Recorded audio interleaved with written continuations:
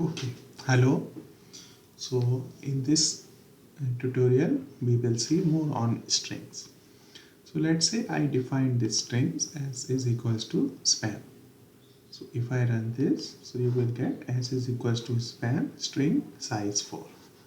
Okay, now I want to find offset of a substring, so let's say I want to find PA, whether PA is inside is S is there or not.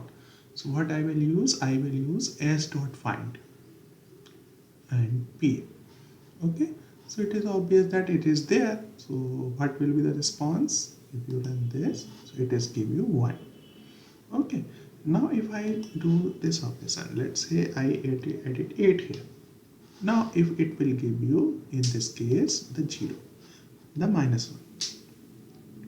Okay, now let me cross verify. If I add 24 here and let's say U, what will be this response?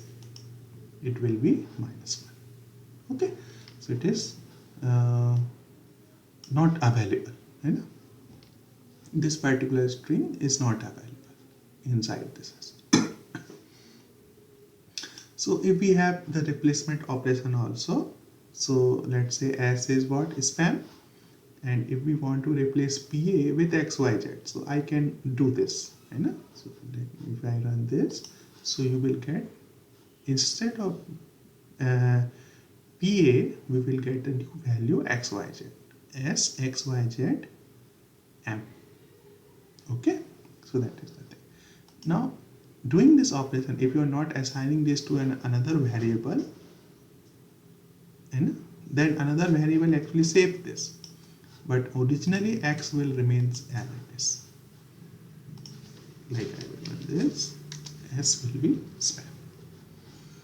Okay.